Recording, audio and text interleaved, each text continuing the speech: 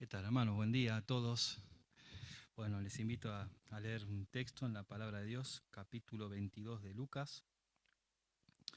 Eh, en mi casa materna, eh, esas casas que se le dice chorizo, tiene un patio que la característica es que el patio hace de todo, hace de luz, de pulmón y bueno, todas las habitaciones le rodean. Y el patio era mi lugar de jugar a todo, a la pelota, a andar en patineta y bueno, en la época donde el tenis estaba medio de auge, porque estaba Gabriela Sabatini, y si bien yo no quería ser Gabriela Sabatini, pero sí quería jugar al tenis. Eh, y bueno, y claro, como esa casa chorizo, justo en el lado donde está la cocina, mi mamá tenía, en vez de pared, tenía pared, pero en el medio todo un vidrio repartido, ¿no? De vidrios más o menos de este tamaño, era un montón de vidrios repartidos y en el medio se abría para que entre fresco en verano. Y claro, el tenis tiene el saque. Y para poder sacar y practicar, yo tenía que estar en un ángulo, sacar en ángulo, porque no me daba así el patio, me pegaba, me rebotaba la cabeza. De ángulo, a riesgo de romper alguno de esos vidrios. En esa época esos vidrios, ahora se consiguen esos vidrios, pero antes tenía que venir el vidriero, era plata, era complicado. Bueno, bien, pero rompí uno que estaba en una esquinita y dije, bueno, listo, ¿qué hago?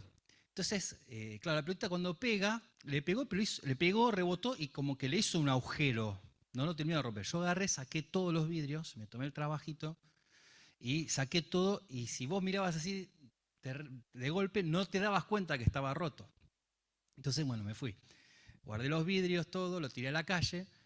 Claro, yo no, en la inocencia de un niño, pensé que eso iba a pasar de largo. Y pasó de largo.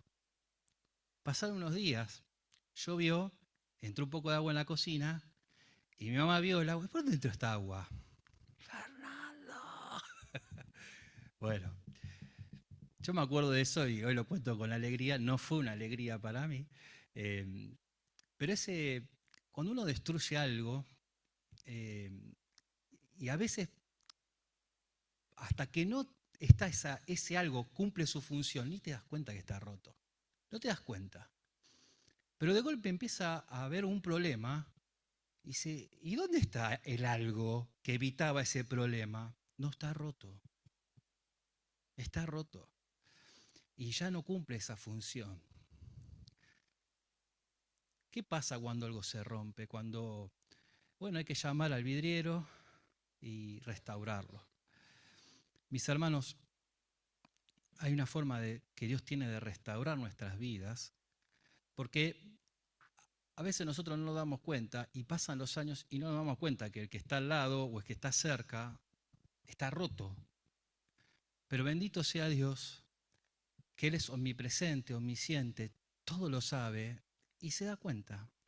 Y empieza un proceso de restauración.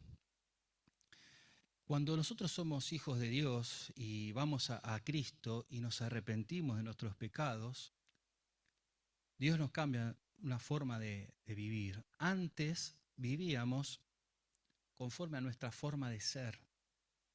Éramos de una manera. Y cuando Cristo vino a la vida, o viene a la vida, su proceso de transformación tiene que ver con que yo, el que soy, deje de ser yo y mi carácter y mis pecados y mis errores y mis malas actitudes y el carácter de Dios venga a mí. Y es su carácter que domine mi vida. Y ese es el proceso de transformación que hace Dios. Pero a veces en ese proceso nosotros rompemos ese proceso, destruimos ese proceso. ¿No? Lo rompemos. De alguna manera dejamos de escucharle, dejamos de obedecerle y vuelve a aquella persona que somos nosotros y vuelve a dominar sobre las decisiones, sobre las situaciones y empiezo yo, el antiguo yo, a hacer las cosas, obviamente mal, y rompo ese proceso de crecimiento que da Dios. Y cuando pasa eso, Cuando destruimos eso, ese proceso de Dios, comienza un proceso de parte de Dios de restauración en nuestras vidas. Eso lo hace siempre Dios. ¿Para qué? Para que el carácter de Él vuelva a dominar mi ser. Pedro va a vivir esto. El apóstol Pedro va a vivir esto. Cristo lo llama, empieza un proceso de cambio en la vida de Pedro, pero en un momento Pedro decide, basta. Yo no quiero escuchar más al Señor. No voy a escuchar más al Señor. Y frena ese proceso de transformación. Y empieza a ser aquel Pedro de antes. Y el Señor viene y lo restaura. Lucas 22, les decía que vamos a leer ahí. Dice que el texto, estaba cerca la fiesta de los panes sin levadura, que se llama la Pascua. Esto lo vimos hace unas semanas atrás. Y los principales sacerdotes y los escribas buscaban cómo matarle. Estaban hablando del Señor, porque temían al pueblo. Y entró Satanás en Judas, para el sobrenombre Iscariote, el cual era uno de los 12. Contexto, estaba la fiesta de la Pascua, esta es la última Pascua, esta es una Pascua especial, única, no se va a repetir más, porque ahí acá va a morir el Señor. Acá se va a cumplir la promesa de tantos años y siglos. Están ahí y los principales sacerdotes están diciendo, bueno, vamos a matarlo, eso ya está decidido, lo vamos a matar. El problema era cómo. ¿Por qué? Porque decían, tenían miedo del pueblo, porque ¿cómo había entrado Cristo a Jerusalén? Con alabanzas, tiraban los mantos, le cantaban. Creían muchos que Él era el Mesías. Entonces, en ese momento los sacerdotes decían, ¿cómo lo vamos a matar? Porque el pueblo está a favor de Él. Tenemos que idear la manera de matarlo. Pero dice el versículo 3 que Satanás entró en la vida de Judas Iscariote, el cual uno de los 12, versículo 4. Este fue y habló con los principales sacerdotes y con los jefes de la guardia de cómo se los entregaría. Bueno, vino Judas y le solucionó el problema. Vino y dijo, bueno, vamos a hacer así, así y así. Y de esta manera lo vamos a matar, ¿no? Como Satanás, de alguna manera, le da el plan a aquellos que con maldad quieren obrar, ¿no? Cuando vos te hallás en algún momento pensando en alguna maldad, bueno, va a venir Satanás y te va a decir cómo hacerlo. Porque Él es el gran constructor de la maldad. En su corazón va a enseñarte a vos y decirte de qué manera hacerle daño a otro. Así obra Satanás. Entonces entra en la vida de Judas y le soluciona el problema a los sacerdotes. Y encontraron la manera correcta para ellos de cómo matar a Cristo. Versículo 19. Y tomó el pan y dio gracias y lo partió y les dio diciendo, este es mi cuerpo que por vosotros es dado, haced esto en memoria de mí. De igual manera, después que hubo cenado, tomó la copa diciendo, esta es la copa del nuevo pacto, en mi sangre que por vosotros se derrama. Última cena. El Señor instituye cómo hacer las cosas porque se va a morir. Él va a dar su vida. Entonces dice, bueno, esto hasta que yo venga lo van a hacer en memoria de mí. Versículo 21. Mas he aquí, dice el Señor, la mano del que me entrega está conmigo en la mesa. A la verdad el Hijo del Hombre va según lo que está determinado, pero ay de aquel que por quien es entregado. Bueno, imagínense la situación. El Señor dice, bueno, se va a cumplir la promesa que les dije, voy a morir. Pero acá, en medio de ustedes, está aquel que me va a traicionar. Yo pensaba en esto, mis hermanos. Los sacerdotes tenían un plan para matar a Cristo. Satanás entra a la vida de Judas, le da el plan, les dice cómo hacerlo, y el Señor ya lo sabía. Y el Señor dice, el que me entrega está acá en la mesa. Y dice, ¿por qué? ¿Cómo es que sabe el Señor esto si él no estuvo en ese momento donde estaba Judas con los sacerdotes? ¿Cómo se enteró? Dice otro texto en Juan que el Señor no se fiaba de muchos porque él conocía los corazones. Y yo pensaba para mí, ¿no? Muchas veces Satanás está ideando cosas en contra mía y está ideando cosas en contra de la iglesia. Y nosotros ni las sabemos y las ignoramos completamente. Y no sabemos, y nosotros nos levantamos, arranca el día y no sabemos lo que va a pasar. Pero lo increíble es que Cristo sí sabe. Esto es maravilloso. Si alguien, una persona, tiene el deseo de hacernos daño, cualquier persona que nos conozca o no nos conozca, Dios ya lo sabe. Dios ya lo sabe. Es fantástico. Porque Él dice que nos cuida, nos guarda, que está como los montes de Jerusalén alrededor nuestro.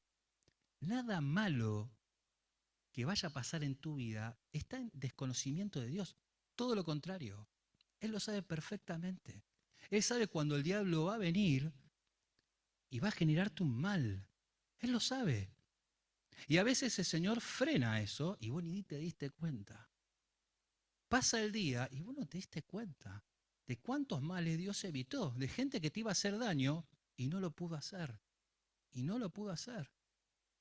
Hay una historia de un misionero que, bueno, él cuenta que estaba con su esposa y sus hijos y en su misión yendo a esos lugares inhóspitos, que aquellos indios venían a atacarlo y a matarlo justamente porque predicaba una fe que ellos no creían. Y cuando fueron los indios, y ellos, bueno, cerraron la puerta y se dieron cuenta que iban a tener problemas, después los indios se fueron.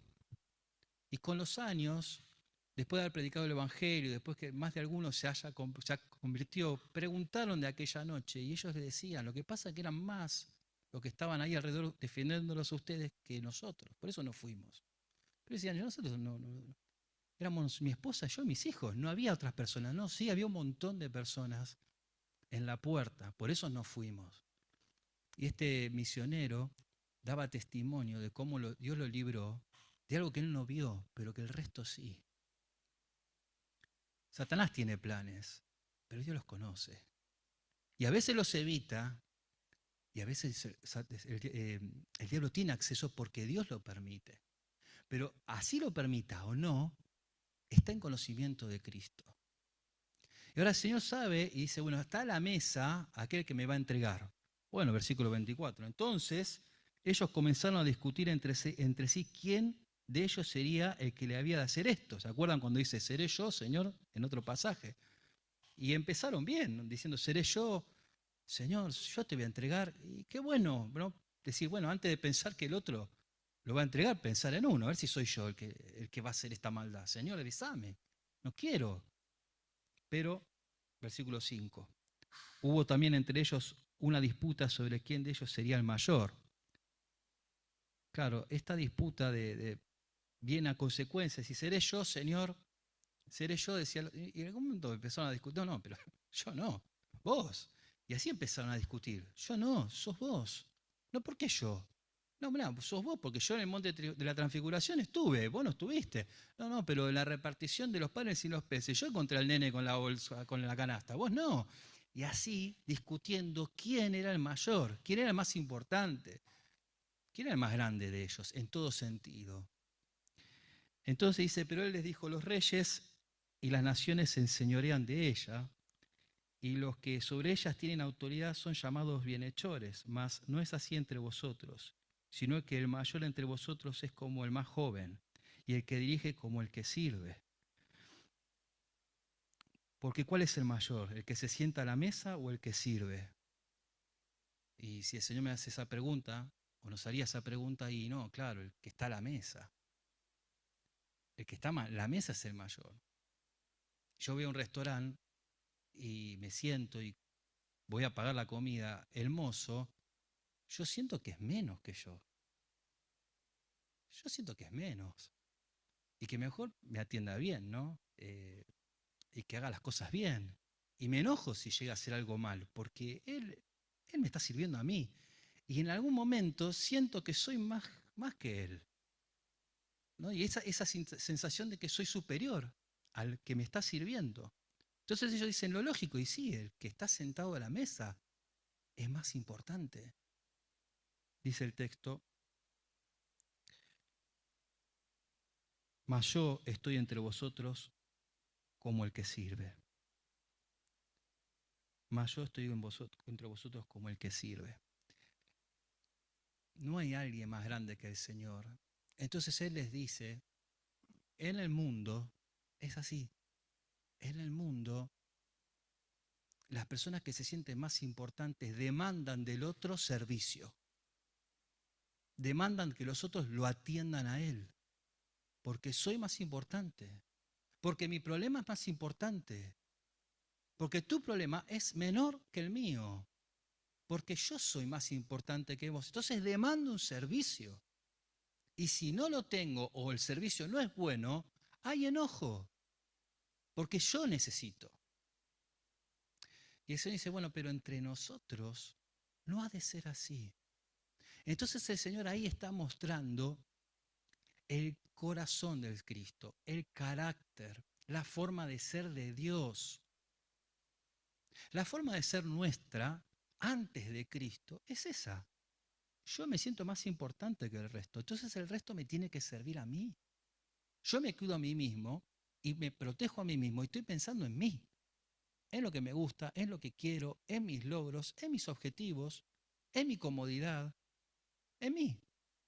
Pero venido Cristo, viene el carácter de Cristo. ¿Y qué se trata el cristianismo? Del carácter de Él, que es todo lo contrario. Es Cristo pensando en otros. El grande está sirviendo al más chico.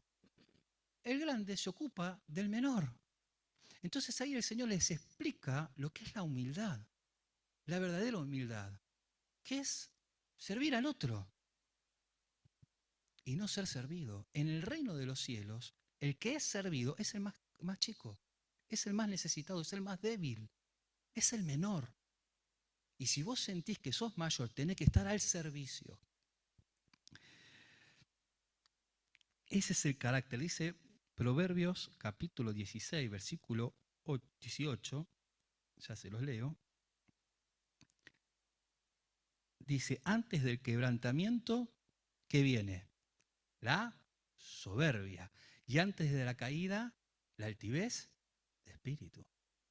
El Señor sabe que el antiguo carácter nuestro, la soberbia, sentirme más que el otro, y la exigencia del servicio, total yo pago, yo, y esa altivez de espíritu, ¿no? Soy mejor. Por eso pienso tanto en mí, por eso me cuido tanto yo y no al otro, viene como fin el tropiezo, la caída, el pecado, el infierno, la eternidad sin Dios. Es una vida sin Dios y sin esperanza, que se frustra, que no tiene buen fruto, tiene mal fruto, contamina la vida, la pudre. Termina los años, terminamos siendo ancianos y Dios nos da años de vida, frustrados por un camino que nos llevó de maldad en maldad. ¿Por qué? Porque elegimos eso, nosotros. Venido Cristo, viene este carácter del Señor, que sobre todas las cosas, mis hermanos, no nos hace tropezar. No nos hace tropezar. Nos evita caer en pecados. Nos evita caer en nuestros propios pecados. Entonces el Señor apela a la humildad de Él y les enseña, una de las últimas enseñanzas, a la humildad que tiene que ver con el servicio del otro. Con el servicio del otro. Y no solamente lo vamos a ver en la Escritura, sino también lo vas a ver en el ejemplo de tu vida y de mi vida. Cuando hay tres etapas en la vida. Hay una etapa de niñez y juventud, no sé, será hasta los 25 años, no sé, tiro un número. Después viene una edad de adultez, ponle de los 25 a los 65, raspando los 70 si tenés buena salud. Y después tenés la última parte, que es de la ancianidad, que ponerle que es de los 70 en adelante. ¿Dónde está lo fuerte? Porque están los niños y los jóvenes, no son fuertes. Van a ser fuertes, pero todavía no son fuertes. Necesitan atención. Después están los ancianos, que fueron fuertes, pero que ahora las fuerzas están cada vez más débiles. Ahí están los adultos. Y vos te hallás en la adultez, donde vos decís, bueno, tengo que ayudar y servir a los más chicos y tengo que pensar antes en ellos que en mí, porque si no ellos, ¿cómo crecen? ¿Cómo pueden llegar a mi edad de manera sana? Sana espiritualmente, sana mentalmente. Me tengo que ocupar. ¿Y qué de los abuelos? Y también me tengo que ocupar, porque ellos ya no pueden como antes. Y les da bronca, porque aquellos están aprendiendo, todavía no saben. Pero estos ya sabían cómo hacerlo y hoy no llegan y no pueden. Y ahí estás vos teniendo que servir. ¿Te das cuenta cómo Dios manifiesta su carácter entre nosotros también? Muestra su corazón. Pero ahí viene el corazón del diablo. Y le dice a este periodo de vida, la de la adultez, no, no, no, no. Pensá un poquito en vos. Pensá en vos. Entonces hay un abandono de niños. Y se dejan a los chicos cada vez más en manos de otros, más horas, ¿no?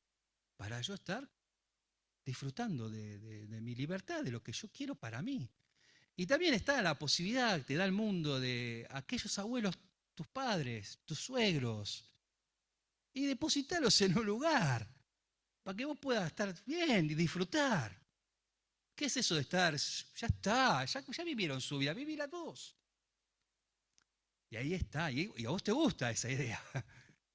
A los que no les gusta y que les hace daño son a tus padres y a tus hijos. Y ese corazón que es de Satanás, no es de un hijo de Dios, se mete entre nosotros. Se mete. ¿Y cuántos de nosotros, por un mango más, ¿no? Por comprar un poquito más, y ya la madre no está más en la casa criando al hijo, ¿no? Ya no está más. Hablo cuando el hogar no tiene las dificultades, ¿no? De la pérdida de un padre o de separaciones. No estamos hablando de un hogar donde papá y mamá están. Pero bueno, hay tantas cosas que queremos, ¿no? Y disfrutamos, che, las vacaciones, che, cambiar esto, aquello. Y bueno, anda a trabajar. Y los chicos, y que los críe el viento, ¿no? Que los críe el viento. Todo el mundo los cría así. No, no, todo el mundo que no tiene a Cristo. Y con papá y mamá, ¿qué hacemos? Internámoslo. La van a pasar mejor ahí. ¿Quién te dijo que la va a pasar mejor ahí? ¿Quién te dijo esa mentira? No, pero está buenísimo el lugar, ¿eh? No, claro que va a estar buenísimo. Para eso le pagás. Es un negocio. Dios propuso otra cosa para aquellos que se supone son mayores. Que servir.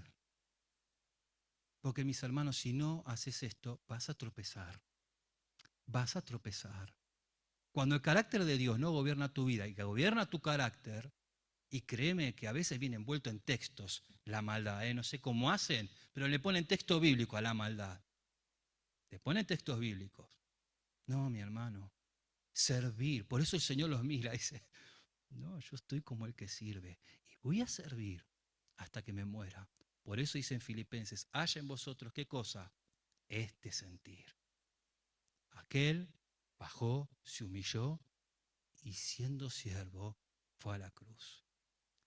Ahora, ¿qué pasó con su nombre? Y exaltarlo. Porque a través de ese nombre muchos somos salvos. ¿Y por qué dice que vayamos por ahí? Porque va a pasar lo mismo. Va a pasar lo mismo. Quien ama su vida, la perderá. Pero quien pierde su vida por mi causa, la hallará. Y muchos vendrán a Cristo a través de ese corazón. Entonces están ahí, con esa enseñanza. Versículo 31. Dijo también el Señor, Simón, Simón, he aquí Satanás os ha pedido para zarandearte como a trigo.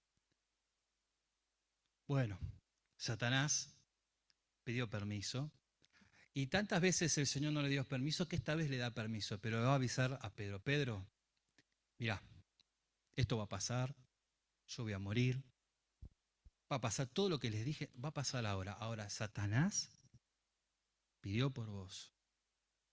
Yo te vengo a informar. Va a pasar esto, Satanás te va a tentar de la peor manera o de la manera más efectiva hacia vos. Ya tiene el plan. Versículo 32. Pero yo he rogado por ti que tu fe no falte y perdón, que tu fe no falte y una vez vuelto confirma a tus hermanos. Dice el Señor Jesús, yo estoy rogando para que tu fe, la cual te va a hacer superar la prueba, eso es lo que está diciendo el Señor. No te voy a mandar, Satanás no va a venir y te va a destruir y vos no vas a poder salir. No, no, no, va a venir, pero hay una fe que tenés, que yo estoy rogando, que vos tengas, tomes de esa fe. Y una vez vuelto, porque la prueba dura un tiempito, mis hermanos, no dura más los días y los años donde no hay prueba que los momentos de la prueba. Los momentos de la prueba son cortos. Y entonces le dice, una vez vuelto de esa prueba, ve y ¿qué dice? Hay una palabra ahí. ¿Y cómo? Confirma a tus hermanos. La palabra confirmar ahí es andá y fortalecelos. Andá y serví a tus hermanos. Cuando te vean tus hermanos, porque ¿qué va a pasar? Mirá, lo que va a pasar es que van a estar muertos de miedo, porque van a ver todo esto, va a haber toda una persecución, van a estar muertos de miedo en un lugar escondidos. Pero cuando te vean a vos, se va a confirmar, se van a fortalecer. Hay un texto, allá cuando el apóstol Pablo en Hechos, capítulo 14, el apóstol Pablo está predicando por Listra y dice que lo encontraron los de Antioquía, que lo estaban persiguiendo y lo engancharon, lo encontraron. Otras veces Pablo se escapó, no lo engancharon. Esta vez lo engancharon porque Dios quiso que lo enganchara. Ahora, cuando lo agarraron a Pablo, ¿se acuerdan qué pasó? Lo apedrearon. Bueno, y lo sacaron como si estuviera muerto. Y dice que después vinieron los cristianos, lo pusieron en pie, pasó una noche y al otro día, ¿qué dijo? Hermanos, volvamos. ¿Para qué? Para confirmar el ánimo de los hermanos. Cuando me vean después de la apedreada y que estoy bien y que estoy vivo, se va a fortalecer los corazones. Y esto es lo que le dijo Cristo a Pedro. Pero yo estoy rogando por ti. ¿Por qué? Porque va a venir Satanás, te va a zarandear. Y a Pablo lo zarandeó. Y a vos también te va a zarandear. Te va a mover para todos lados. Te va a tentar, te va a provocar de la peor manera, de la manera que vos vas a reaccionar mal. Va a apelar a tu mal carácter. Pero yo estoy rogando por vos, para que tu fe no falte. ¿Qué le dijo Pedro? Señor, dispuesto estoy a la cárcel a ir contigo. No solo a la, perdón, dispuesto estoy a ir contigo no solo a la cárcel, sino también a la muerte.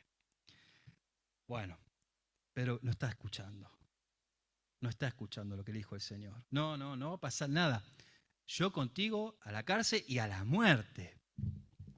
Y le dijo Pedro, te digo que el gallo no cantará hoy antes que tú me niegues 3 veces que me conoces. Pedro, Satanás pidió por vos, pero no pasa nada, Señor. Y ahí está Pedro sin escuchar, sin atender, por lo cual pierde la fe. Pierde la fe. Ahora, mis hermanos, yo siempre pienso en Pedro. Y Pedro, de los 12, a ver, piensen conmigo si estoy cierto en lo que digo. Era uno de los 3 principales de los 12, estamos de acuerdo, ¿no? Entonces si vos no perteneces a los 12, pero los ves, vos ya sabés que Pedro es uno de los 3 de confianza. Bien. También Pedro, aparte de ser un principal de entre ellos, es alguien que todos los días está con el Señor, ¿no? Si vos lo ves, siempre está con el Señor.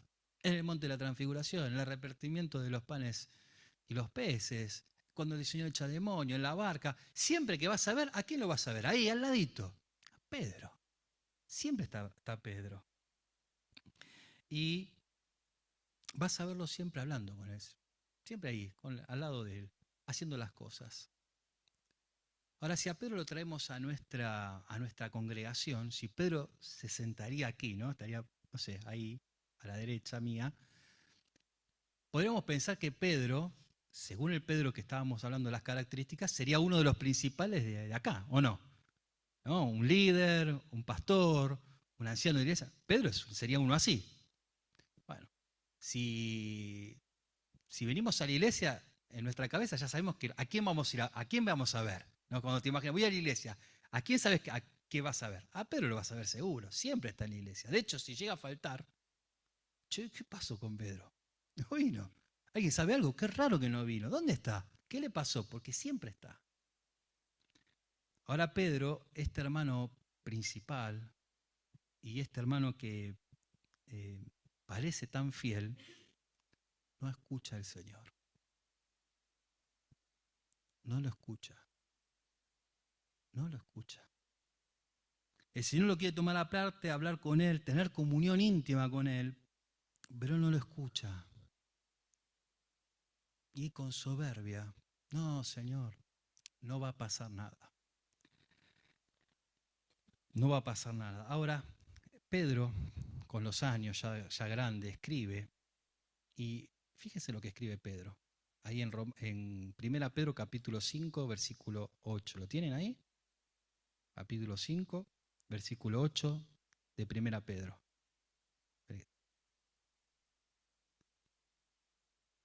Dice así: sed sobrios y velad, estén atentos a lo que se te va a decir, no menosprecies, está atento a las palabras de Dios, porque vuestro adversario el diablo, como león rugiente, anda alrededor buscando a quién devorar, al cual resistir firmes en qué, en la fe, en lo que dijo el Señor, en la fe, sabiendo que los mismos padecimientos se van cumpliendo en todos vuestros hermanos en todo el mundo.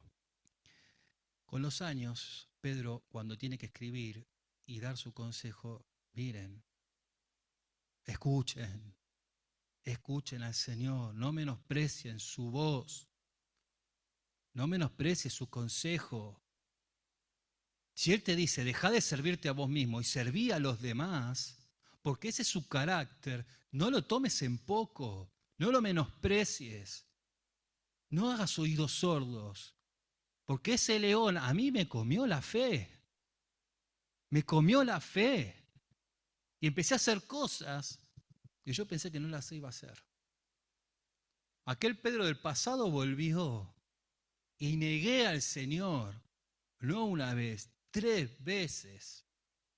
3 veces pude vencer la tentación y no quise, porque no lo escuché. Porque el diablo está ahí como león rugiente, esperando que vos no escuches a Dios y lo escuches a Él. Y te devora. Y te devora la vida. Y te devora. Y ese plan que tiene Dios de poner su carácter en vos, después se frustra, porque no lo quise escuchar. Y ahí empezó el carácter de Pedro. Ahora Pedro no quedó solamente en negarle, porque bueno, le negó, todos fallamos, todos pecamos, volvemos a él, pero no pasó eso con Pedro. Fíjense en Juan 21. Juan 21, Pedro decide volver a pescar. Pedro perdió toda la fe que tenía y decidió vivir como antes, para mí, para mí. Y se acordó de la pesca y se acordó de aquella antigua vida y él dice a los discípulos, aquellos que se acuerdan que dijo el Señor, una vez vuelto, que confírmalo, servile, fortalecele. ¿Qué les dice? Me voy a pescar.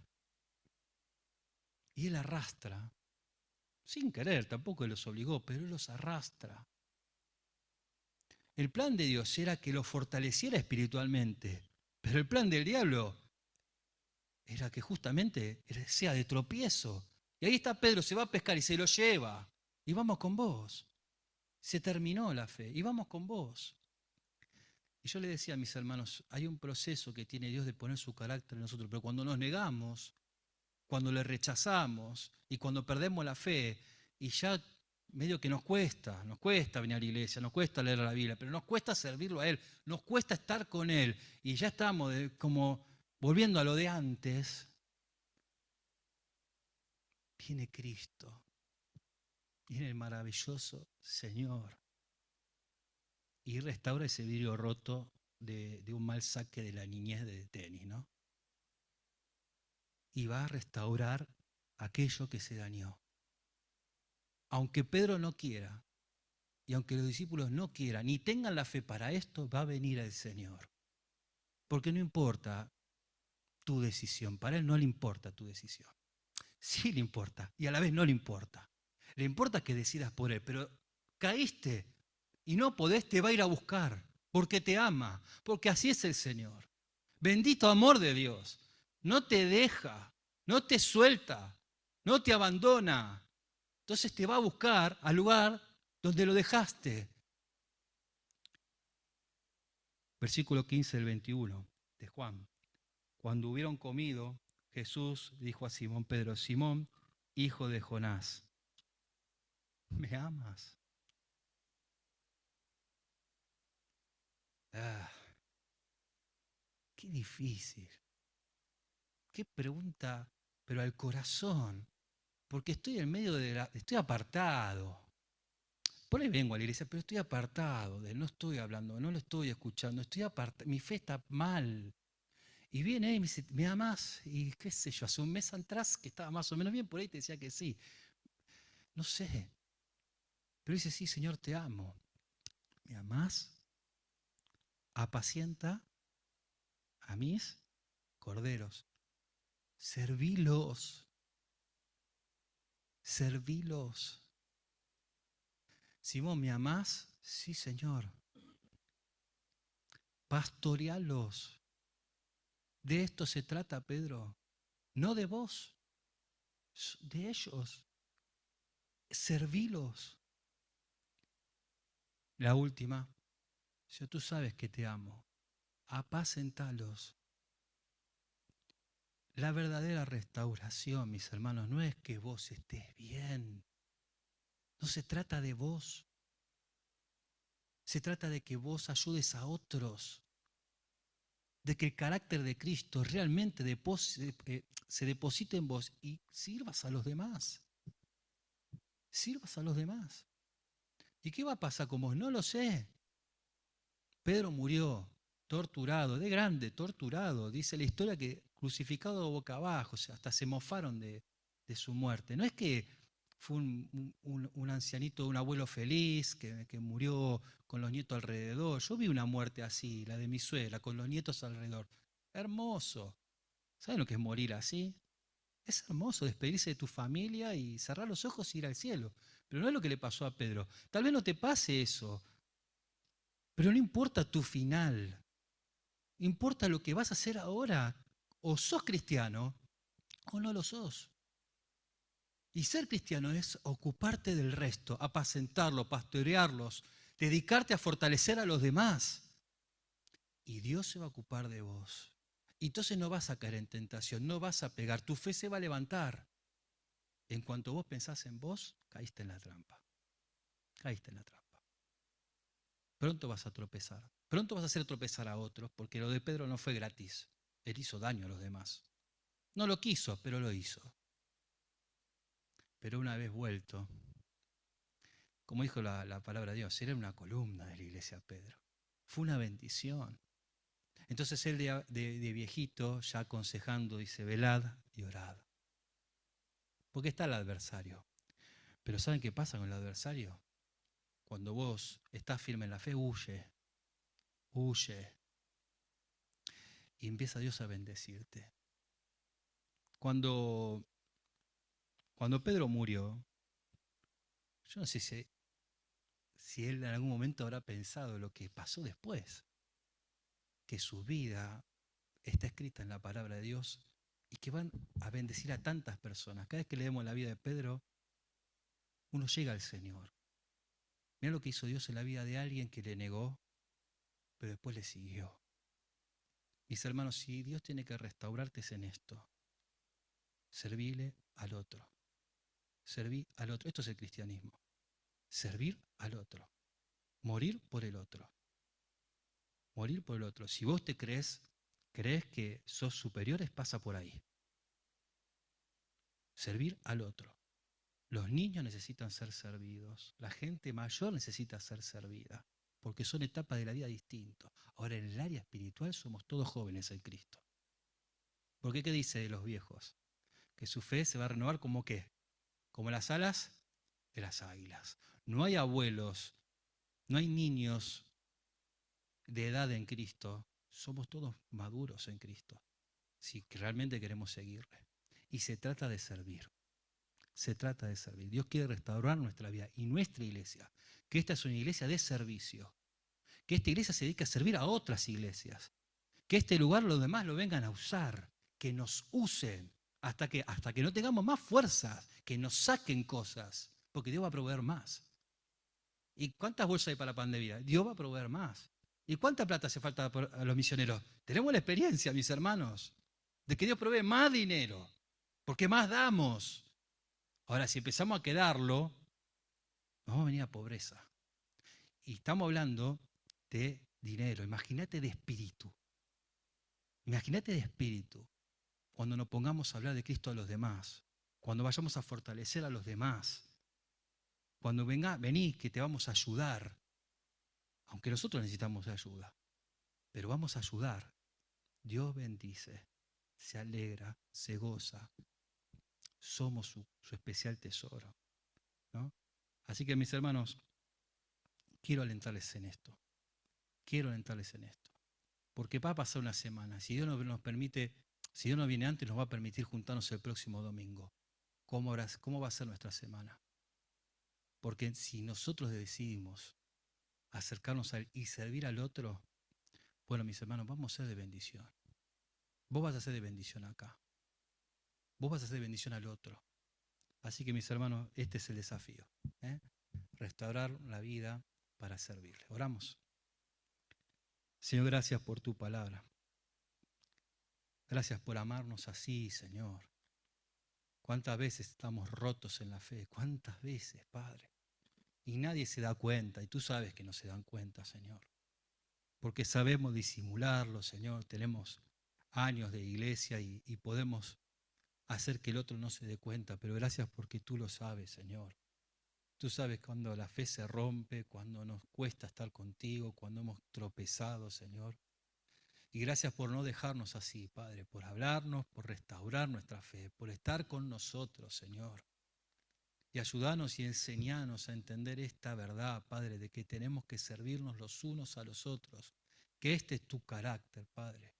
Salir de aquella antigua forma de vivir que era para nosotros, Señor, que era para sí, y entender este secreto de bendición, de fortaleza espiritual, de vida en santidad, que es servir a los demás, Señor, que es tener por prioridad ayudar al otro, porque así lo hiciste tú, Señor, y este es un camino nuevo, que tú sabes que atenta contra nuestra propia carne, nuestros propios sentimientos, Señor, atenta contra ellos. Pero Padre, gracias porque tu fe es mucho más poderoso, Señor, mucho más poderosa que nuestra propia maldad. Porque Padre, en ti podemos tener victoria frente a nuestro pecado personal, porque Cristo triunfó y nosotros podemos triunfar contra nuestro propio pecado. Pero tenemos que ir a ti, velar y orar, porque el adversario está alrededor. Ayúdanos a perseverar, Señor. Aun cuando, Padre, los sentimientos se jueguen en contra, aun cuando deseemos otras cosas, ayúdanos a enfocarnos en ti, Señor, y servir a los demás. Bendícenos en esto. Haz que sea una iglesia así, Padre, como tu corazón, para que muchos vengan y te reciban, Padre, y te encuentren, y sea viva esta iglesia porque tú estás aquí, Padre. Te lo pedimos en el nombre de Jesús. Amén.